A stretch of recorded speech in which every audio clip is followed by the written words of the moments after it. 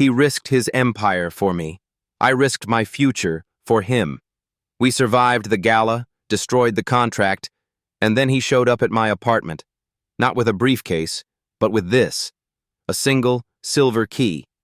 This isn't just a key. This is the physical evidence that a billionaire CEO is terrified of money, and he just gave it all up for a joke about a sofa. You won't believe what happens next. If you're hooked in and you're ready to enjoy this story, click subscribe and let me know in the comments where you're watching from, because tomorrow I will be giving you another story just as interesting as this one. And you don't want to miss it. The contract, a crisp 7-page document titled Temporary Cohabitation and Social Engagement Agreement, was signed before dawn. My head spun, not from lack of sleep, but from the number that William had guaranteed. It was more money than I'd make in 3 years, all for a weekend performance. I spent the next morning not on my usual Saturday chores, but being processed. William didn't do things in halves, he did them in billions. I was chauffeured from my cramped apartment to the heart of Fifth Avenue. A personal stylist named Julian, whose expression suggested he had only ever dressed royalty or sentient marble statues, met me. "A blank canvas," Julian murmured, circling me with a critical eye, barely concealing his horror at my perfectly functional but decidedly non-billionaire attire. "We need to convey unapproachable elegance, a quiet assertion of power that doesn't need to shout." The hours that followed were a blur of transformation. I was draped in silks and fitted into structures that felt both restrictive and impossibly light. There were shoes I was afraid to breathe on and diamonds that probably paid for my apartment complex. I felt a sharp, contradictory resentment for the sheer waste of it all, and a reluctant thrill at how truly powerful the clothes made me feel. Later, William's chief of staff, a severe woman named Clarissa, took over for the crash course. We sat in a sterile conference room overlooking Central Park. "This is your backstory," Clarissa said, sliding a laminated file across the table. "You are Maria Vesper.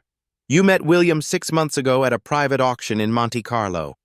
You are an independent art consultant, and your family owns a small, respected vineyard in Napa." I skimmed the fabricated history. A vineyard? Why can't I just be a freelance graphic designer who William fell for? Clarissa didn't blink.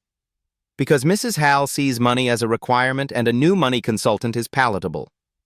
A graphic designer is an amateur, and amateurs, Ms. Vesper, are not welcome."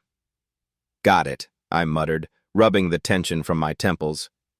"So, I'm not just dating William, I'm a prop for his legacy." "Precisely," Clarissa replied, completely missing my sarcasm. "Your goal is to be charming but reserved. Engage Mr. Halley in conversation frequently. Physical proximity sells the illusion. When they ask about the future," she paused for effect, "you say nothing definitive. You are simply intrigued by the journey." By early afternoon, I was exhausted, dressed in a black cocktail dress, my hair meticulously styled, feeling like a high-end replica of myself. William appeared, surveying the finished product with a clinical gaze. "Satisfactory," he confirmed, sounding like a patron reviewing a piece of fine machinery. "Thank you, Mr. Halley," I said, meeting his eyes, deciding to test the waters. "For the record, the shoes are amazing, and I am already sick of being called Ms. Vesper." A flicker of something, amusement perhaps, crossed his face. "Get used to it, Maria. The role begins now." We left Williams Tower and were driven directly to a private airfield. The private jet waiting on the tarmac was a gleaming testament to his power. As I stepped onto the plush carpet, wearing a life that wasn't mine, the resentment solidified into a focused determination. I was Maria Vesper for the weekend, and I would play this role perfectly, earn my money, and then walk away. The private jet touched down softly, a smooth transition that spoke of enormous investment in seamless travel. A luxury SUV waited a respectful distance from the steps. As we drove through a winding, heavily wooded drive, the estate, A gray, sprawling edifice of granite and history came into view. It was not a home. It was a dynasty rendered in stone, silent and intimidating. "Remember your posture," William murmured, adjusting his cuff without looking at me. "My mother can detect a slouch from 50 yards. "I'm Maria, the art consultant, not a soldier, William," I countered, straightening my spine automatically despite myself. My borrowed dress, a sharp scarlet sheath, felt like a costume for a performance I hadn't adequately rehearsed. The tension was immediate and palpable. Waiting on the sweeping portico were Mr. and Mrs. Halley, both possessing the kind of severe elegance that only comes from never having worried about money for 3 generations. Mrs. Halley, her hair coiled into a perfect silver crown, wore an expression that was less welcoming and more of a customs declaration. "Mother, Father," William greeted them formally, offering a quick, constrained embrace to his mother. "This is Maria." Mrs. Halley extended a hand, a cold, beautiful sculpture of bone and rings that required a calculated brief shake. Her eyes, the color of glacier ice, swept from my expensive heels up to my meticulously styled hair, lingering for a fraction too long on the diamond studs Clarissa had insisted on. "So, you are Maria," she stated, making the name sound like a newly discovered virus. We were beginning to think William preferred his computers to companionship. Mr. Halley, a man with the weary but demanding air of someone who has signed countless billion-dollar deals, offered a firmer handshake. "Welcome. William tells us you are in the arts. Independent, I believe." "Yes, Mr. Halley," I replied, pulling my most reserved professional mask firmly into place. "I consult on acquisitions for private estates and galleries." I didn't mention my largest client, whose idea of art was a motivational poster printed on canvas. "Fascinating," Mrs. Halley drawled as we were ushered into a sitting room where every chair looked too expensive to occupy. She settled onto a cream brocade sofa and immediately launched her first subtle missile. "Art must be a challenging field to sustain these days, especially maintaining independence while juggling, shall we say, a demanding relationship like one with William. How do you find the time to manage your clients with all the travel William's schedule requires?" The question was not about scheduling, it was about motive. It was a flawless trap designed to expose me as a dilettante who had dropped her career for William's wallet. I took a steadying breath, remembering Clarissa's key rule: never apologize for your life. "It requires focus, Mrs. Halley," I said smoothly, forcing a slight, charming smile. But then again, William himself is focused. It's what I find most compelling about him. I respect a man who understands the value of investment, be it in a masterpiece or in a moment. William, who had been observing the exchange with the neutrality of a security camera, shifted slightly. The mother offered no reaction, but the silent promise of a more strenuous interrogation hung thick in the rarefied air. The weekend had officially begun. Dinner was a highly choreographed affair, a grand performance played out beneath a crystal chandelier that dripped light onto a mahogany table large enough to land a helicopter on. Every piece of silverware was alien to me, and the silence between the courses was deafening, broken only by the clinking of china and Mrs. Halley's precise, dissecting questions. The pressure of maintaining the Maria Vesper persona was immense. I managed to speak eloquently about the fictional Napa vineyard and kept my hands above the table, acutely aware of William seated beside me. An island of calm control in the storm of his family's expectations. Mr. Halley, having dispensed with initial pleasantries, guided the conversation toward the market. "Maria, William mentioned that piece you helped him acquire in Monte Carlo, the Stolen Summer series. Fascinating valuation curve. What was your initial assessment of the artist's future leverage?" The question was specific and professional, designed to test the depth of my art consultant knowledge. The reality was that Clarissa had supplied 3 bullet points on the piece, and my actual knowledge extended to the price of a bus token. I relied on vague, learned jargon. The leverage was initially contained, I explained carefully, remembering a phrase from a documentary. But the emotional weight of the contrastive blues provided a secondary market density that I knew would amplify its long-term return. Contrastive blues, Mrs. Haller repeated, her voice perfectly level, yet laced with a skepticism sharp enough to cut the heavy silk tablecloth. And who was the curator whose judgment you trusted most regarding the artist's primary market entry? A crucial detail for any serious consultant. This was the trap. Clarissa hadn't prepared a name. Panic tightened my chest. I opened my mouth to invent something, perhaps Gustav, when I remembered a real name from my previous life, a well-known contemporary artist I actually admired, whose style was entirely wrong for the classicist Stolen Summer. I relied heavily on a man named Kai, I blurted out, sealing my fate. Kai is brilliant. He's usually working in industrial media, but his perspective on color theory is unmatched. A stillness fell over the table. Mrs. Haller's expression didn't change, but her eyes narrowed, processing the mistake. Mr. Halle looked confused. Kai, the man I mentioned, wouldn't have been caught dead near the kind of traditional art Maria Vesper supposedly specialized in. The lie was exposed, not by malicious intent, but by my own genuine interest, trumping the fake script. Just as William's mother was opening her mouth to deliver the killing blow, William smoothly cut in, placing a possessive, casual hand on my knee beneath the table, a gesture of intimacy that surprised and slightly paralyzed me. "Mother, darling," William said, his voice effortless and charming, addressing the table. "Maria is referring to Kai, my former chief technology officer at the Halle Foundation. Maria and Kai often argue about the intersection of technology and art. She insists his algorithms have no soul, and I happen to agree with her. It's an ongoing internal debate in the family." He saved me. He didn't correct the art history. He weaponized his own empire. He reframed my real-world knowledge into a cute internal joke, making my blunder sound like the kind of quirky, proprietary debate only a close couple would share.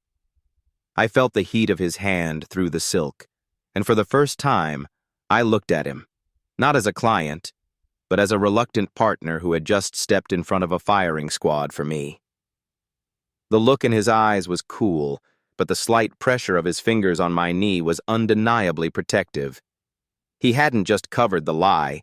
He'd risked his mother's disapproval to keep me safe. The gesture was not contractual. It was personal.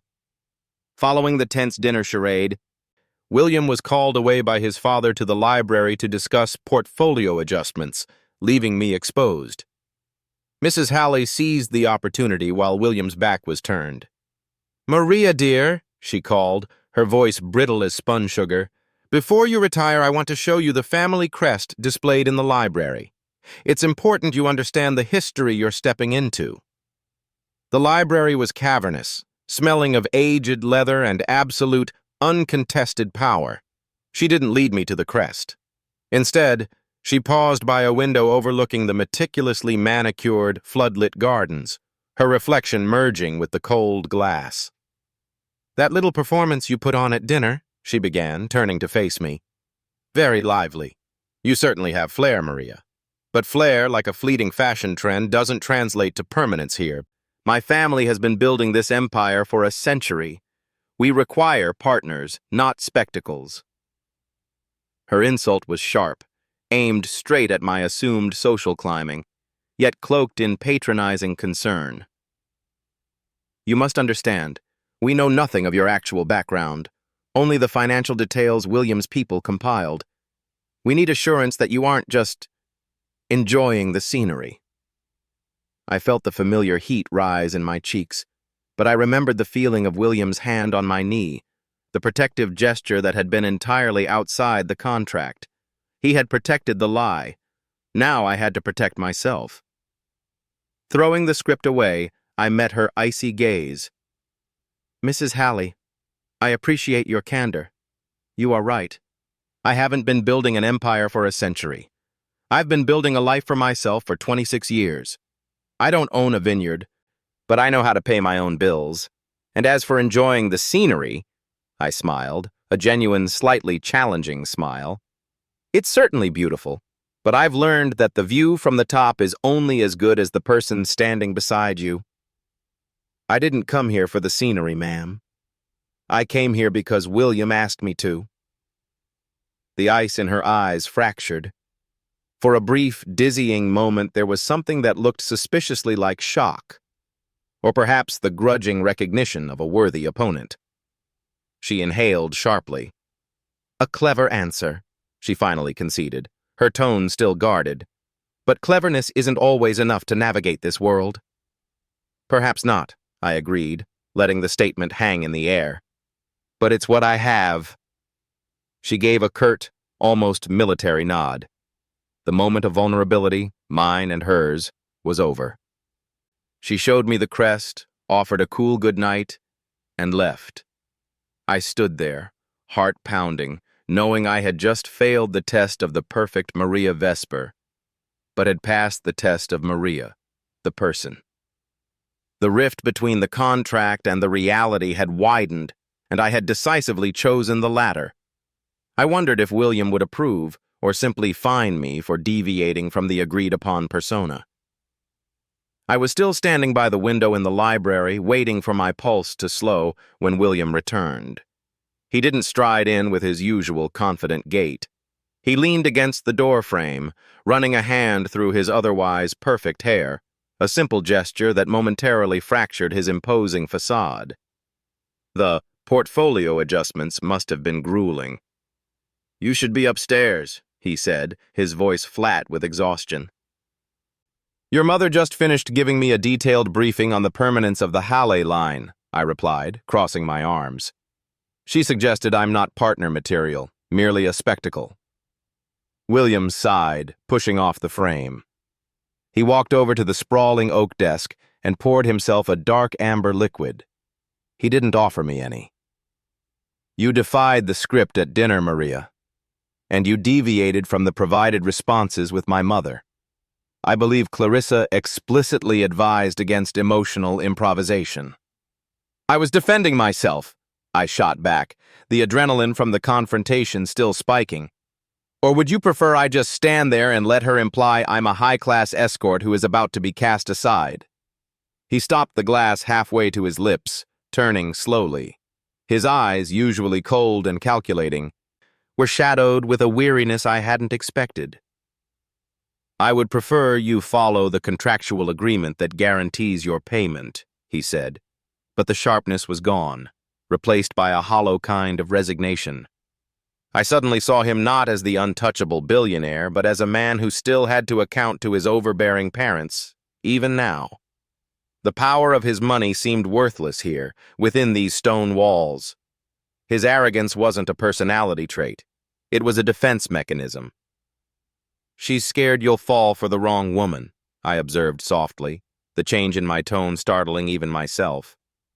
"Someone who sees you as a wallet, not a person." William laughed, a harsh, brittle sound without humor. "They don't worry about the wrong woman. They worry about the wrong asset allocation. They don't see me as William, the person, Maria.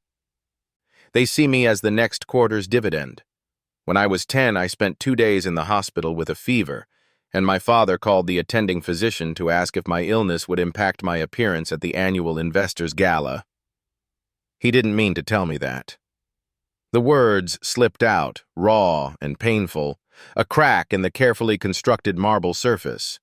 He took a long swallow of his drink, his expression hardening back into the CEO mask instantly. "That is irrelevant.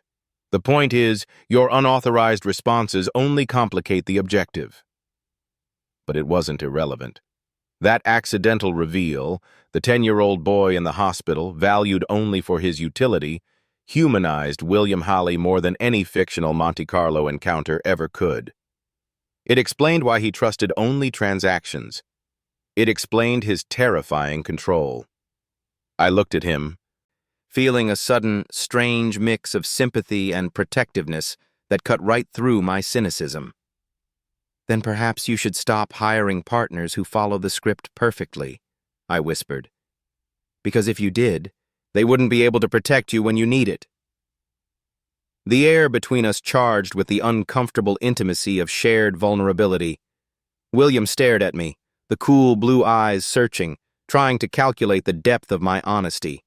He didn't reply, but the moment stretched, silent and fragile, suspended between the contract we signed and the truth he'd just confessed. The small social gathering turned out to be the annual Halley Foundation Gala, a brutal assembly of the city's elite, dressed to kill in every sense of the word. I was wearing an impossibly heavy sapphire gown, feeling like a sacrificial lamb draped in blue velvet.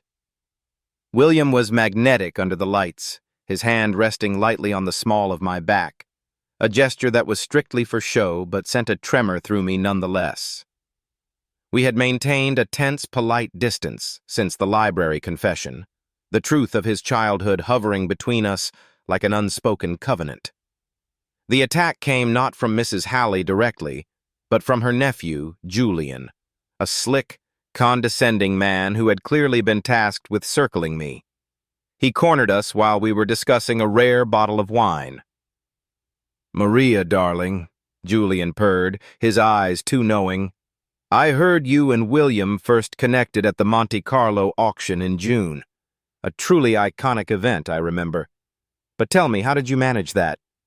I distinctly recall seeing your name listed as an independent contractor doing design work for the Pinnacle Tech launch, which was, if memory serves, precisely the week of the auction."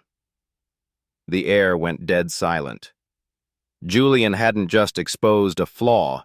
He'd exposed the type of flaw only someone with access to detailed industry records would know. My face must have betrayed me because William's hand tightened on my back, a quick warning pressure. Before William could fabricate an explanation, Mrs. Halley materialized beside us, her face a mask of surgical disappointment. "An independent contractor? Maria, I believe you told us you were already running Vesper acquisitions by then." She didn't raise her voice, which made the demand far more terrifying. She looked from Julian to me, then finally fixed her gaze on her son, radiating utter command. "William," she commanded, ignoring the crowd that was subtly shifting closer, sensing blood, "look at me. There is something dishonest about this relationship, and I will not have my family's reputation compromised by a facade. Be honest with me, right now, in front of these people. Is this woman truly your girlfriend? Or is this all a deliberate, calculated lie?" The ballroom felt like it was shrinking. The glittering walls and chandeliers seemed to press in, forcing William into a corner. His mask of control finally cracked, revealing a raw, unfamiliar frustration. He looked not at his mother, but at me. At the woman who had seen the 10-year-old boy in the hospital. The lie had run its course. The pressure was over. It was time for him to either throw me to the wolves or risk everything for a person he barely knew. The crowd had drawn tight, their expressions a mix of morbid curiosity and vindicated superiority. All eyes were on William, waiting for the calculated retreat, the inevitable cold confirmation that I was just a temporary asset to be dismissed. The air in the ballroom was thick with judgment. William's mask of control was indeed broken, but what emerged was not the expected panic. It was a cold, quiet fury directed entirely at his mother. He finally dropped his hand from my back, not to abandon me, but to step forward and anchor himself, facing his inquisitors. "No," William stated, his voice cutting through the noise with the sheer authority of a man accustomed to commanding market floors, not family dinners. "It is not a lie." Mrs. Halley's composure wavered, surprised by his immediate, direct contradiction. "William, Julian has proof. We know Ms. Vesper was working for a technical firm during that auction window. This is a matter of transparency and respect for our family, and you are being dishonest." William didn't look at Julian or his father. His entire attention was locked on his mother. Maria was indeed fulfilling a contractual obligation during the Monte Carlo auction. She wasn't running Vesper acquisitions full-time then. And yes, she does design work for a technology firm. She is fiercely independent, She is resourceful, and she holds 2 jobs because she doesn't believe in relying on handouts. From anyone. His words hit like hammer blows, but the real shock was his shift in tone. His defense wasn't based on the fake script, but on my actual character traits he had observed. I didn't meet her because I needed a suitable partner for a weekend. Mother, William continued, his voice deepening with passion. I sought her out because she is the only person I have ever met who looks at me and sees a man who owes her nothing. She doesn't see a dividend. She sees a person who needed help moving a sofa. The reference was obscure, an inside joke nobody understood, but the sincerity in his eyes was blindingly clear. The crowd leaned in, confused by this sudden, raw intimacy. She refused to sleep on my sofa, Mother, he explained, a flicker of genuine amusement finally breaking through the tension. That was the first boundary she set with me. She deals only in truth, whether it's about a painting, a contract, or a seating arrangement. I value her honesty because it is something I have spent my entire life paying people to lie about. He took my hand, raising it slightly. Not like a trophy, but like a shield. His thumb brushed over my knuckles, a gesture that felt like a public promise. Maria is not a facade. If you want to know the truth about our relationship, it is this. Every other person in this room wants something from me. Maria asked for nothing but a courtesy. And in the past 48 hours, she has shown me more genuine humanity and respect than I have received from my own family in 20 years. He looked down at me, and his eyes, for the first time, were soft. She is my choice, Mother, and she is worth every risk. The crowd dispersed immediately, suddenly uncomfortable with the depth of the public emotion. Mrs. Howell was left speechless, her strategy decimated not by a superior lie, but by the unexpected emergence of a superior truth. We didn't speak the whole way back to William's penthouse at Atlas Tower. The limousine was a tomb of hushed leather and polished wood, the silence heavier than the collective weight of the diamonds at the gala. William looked out the window, his jaw clenched, the tension radiating off him like heat. When we reached the penthouse, the silence intensified. The vast, cold space felt suffocatingly empty after the crowded ballroom. I stripped off the sapphire gown in the master suite, throwing it carelessly onto the silk chaise lounge. It felt liberating to shed the costume. I found William standing on the balcony, staring at the city lights he owned yet couldn't control. You risked everything tonight, I said, stepping onto the balcony, the night air cool against my skin. Your mother will retaliate. Your father looked like he was calculating the financial damage of your outburst. Why? William turned, his eyes hard and defensive. It was damage control, Maria. Julian's information would have exposed the entire charade, humiliating me publicly. I chose the narrative that was easier to defend. Don't lie to me, I challenged, taking a step closer. The contract was over the moment you started using my real life, my hustle, my honesty, to defend the lie. You didn't do it for damage control. You did it because you were genuinely furious. I pointed toward the city. You have billions. You could hire a woman who checks every box, who knows every curator's name, who would follow the script perfectly. Why did you choose the one person who risked your control with a joke about a sofa? My voice trembled, fueled by the terrifying realization that I had developed genuine, unprotected feelings for this difficult, emotionally scarred man. Be honest. Was I just the safest option because I asked for the least, or was there something else? He looked utterly defeated, the facade of the indifferent billionaire dissolving completely. The first time you looked at me, Maria, you didn't look impressed, he admitted, his voice rough. When you joked about the sofa, you weren't asking for more money, you were asking for respect. Every relationship in my life is built on a balance sheet. You are the only person who ever saw the transaction and immediately imposed a human boundary. You didn't want the dividend. You just wanted me to be decent. He walked back inside, retrieved a folder from his desk, and tossed it onto the glass table. The contract is terminated, effective immediately. He looked up at me, his eyes dark with uncertainty and, astonishingly, hope. You are free to go. You can collect the full agreed-upon amount tomorrow, but I don't want you to. I stared at the folder, the severance of the contract feeling like a physical blow. What do you want, William?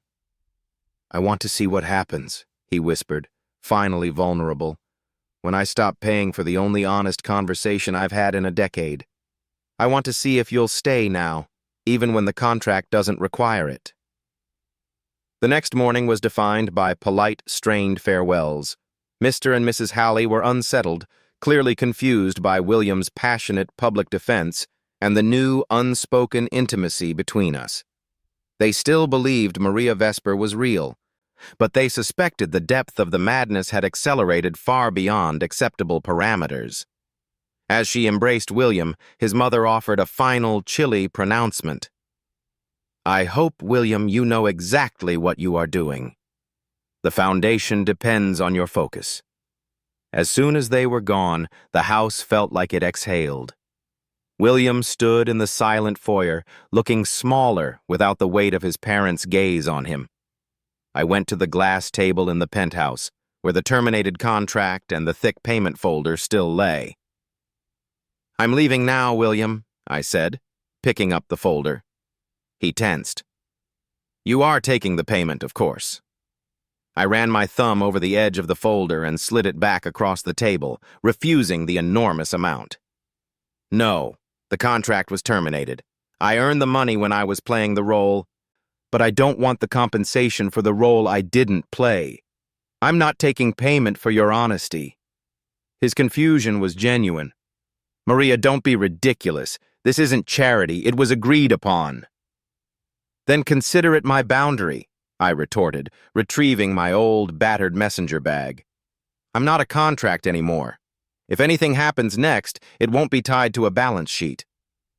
I gave him a curt nod and left the vast, silent penthouse, descending from his tower and back into the loud, messy reality of the city. I was back in my small apartment, half an hour later, still buzzing from the weekend's surreal events, when the doorbell rang. I opened it to find William Halley standing awkwardly on my worn welcome mat. He was wearing a simple cashmere sweater and jeans that still cost more than my rent, but for once, he looked utterly human, out of place, and unsure of himself.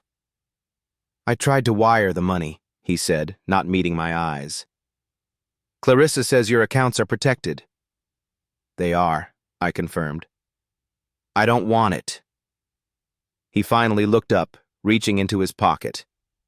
He pulled out a small, heavy object. It wasn't jewelry or cash or a contract. It was a single silver key, the key to the master suite in his penthouse. It was the physical embodiment of the space he had insisted I occupy, the space he had refused to let me surrender for the sofa. This is not a payment, he said, holding it out. It's a promise that when you come back you will never have to ask where you'll sleep. You will simply have your own space, and it's yours whether I'm there or not. I took the key. It felt warm in my palm, heavier than all the diamonds I'd worn. It was a simple, non-monetary gesture, a clear symbol that he had chosen the uncertainty of a real connection over the predictable comfort of the facade he'd been trapped in. What happens now, William? I whispered, holding the key tight. Now, he said, the closest I had ever seen him come to a smile, we figure out how to be decent to each other without a contract.